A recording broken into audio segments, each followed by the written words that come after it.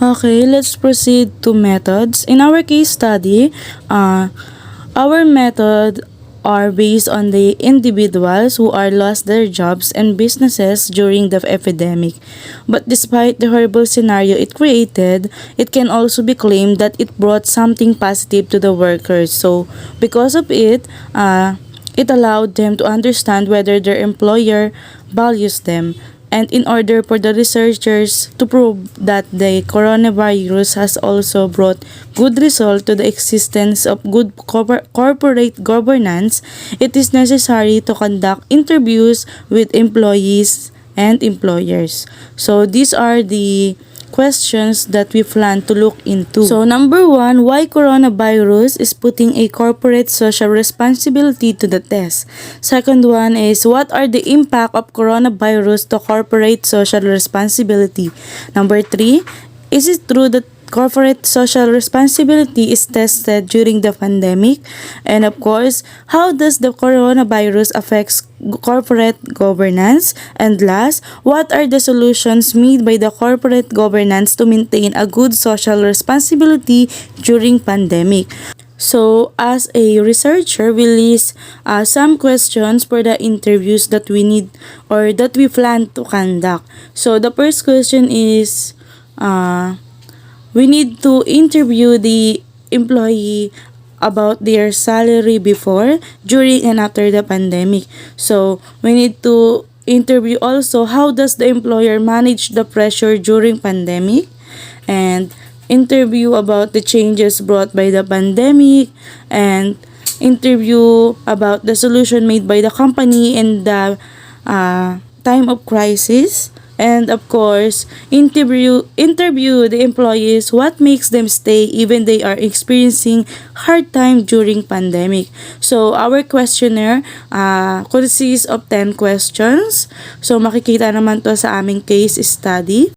So now let's proceed to the results of case study.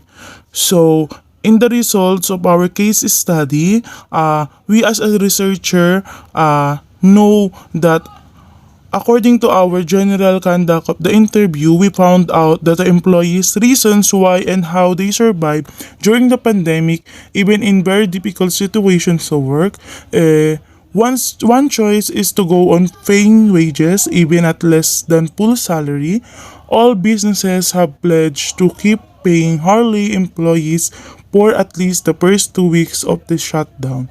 This is crucial not only for reasons of business responsibility, but it will also significantly lower the cost of rehiring staff when the economy picks up.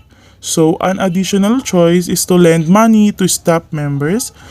When left on their own, many employees will turn to payday lenders, credit card debt, which carry astronomical interest rates of 20% or more at a time when businesses can borrow money for 2% or 3%. So, they could determine the take-home pay of the employees after payroll deductions and urge their banks to offer loans at 3% interest that are equal to a month's worth of net salaries backed by the company.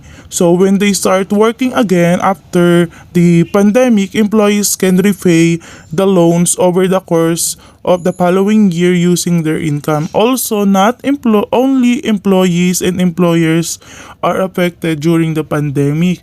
During our interview, we found out that there are also some people or businesses that are affected during pandemic, and these are the big and small suppliers. Yes, it is true. So small suppliers should be given early payments by businesses so that they can buy the supplies they need when they resume manufacturing. So during pandemic, we found out that even they are facing hard time, they still survive through give and take to the employees and the employers.